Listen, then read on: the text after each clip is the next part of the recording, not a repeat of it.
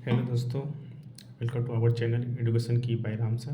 तो आज हम लोग पेरियोडिक टेबल के कुछ लॉ पढ़ेंगे जो कि काफ़ी इंपॉर्टेंट है बोर्ड एग्ज़ाम के लिए भी, और ऐसे आपके एग्ज़ाम मतलब कॉम्पिटिटिव में भी लॉ के बारे में पूछा जाता है, क्योंकि लॉ एग्ज़ाम में एमसीक्यू के टाइप्स में आता है। तो चलिए देखते हैं। पहला लॉ है लॉ ऑफ ट्राइड। इसको हम लोग क्या बोलते हैं, डोमिनियर ट्राइड लॉ के बारे में इसके नाम से भी जाना जानते हैं।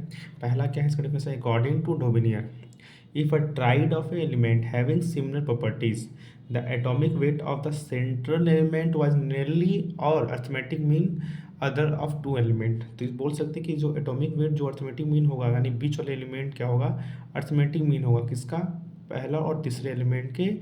जब एवरेज निकालेंगे तो वो एवरेज जो होगा बीच वाले एलिमेंट के इक्वल होगा, मिडल एलिमेंट के बराबर होगा।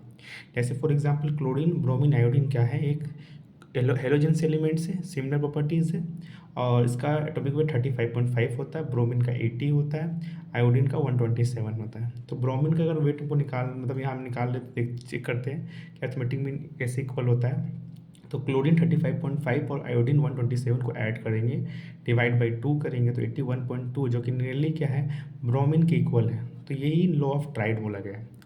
सेकेंड लॉ में पढ़ते हैं लॉ ऑफ ऑक्टेव, जो कि न्यूलैंड के द्वारा दिया गया था, एक साइंटिस्ट से 1864 में दिया गया था। ये क्या हम बोला गया, if the element are arrange in the increasing order of their atomic weight. अगर किसी एलिमेंट को, हर एलिमेंट को पीरियोडिक टेबल में अगर इनके एटॉमिक वेट के अकॉर्डिंग उनको सजाया जाए, यानी इंक्रीजिंग ऑर्डर में रखा जाए, तो 8 consisting element was repetition of the first element, repetition of the first element. तो इनका बोलने का मतलब क्या है कि जब क्या होगा, जैसे कि फॉर एग्जांपल हम लोग हिंदी सारे गामा पा पढ़े होंगे, जो संगीत के साथ अच्छा होते हैं, सारे गामा पा धा नि सा करके, जो कि रिपीट होते हैं।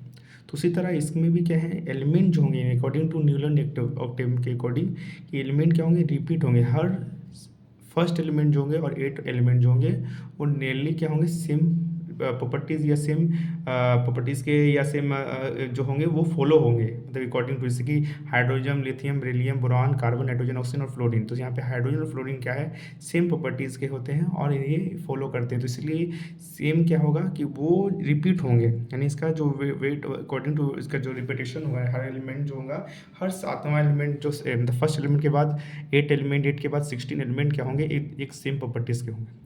तो ये बोला गया कि अकॉर्डिंग टू लॉ, मतलब लॉ ऑफ ऑक्टेव भी बोला जाता है, और अकॉर्डिंग टू न्यूलैंड के द्वारा दिया गया ये लॉ है। तो आज हम लोग ये दो नौ समझते हैं।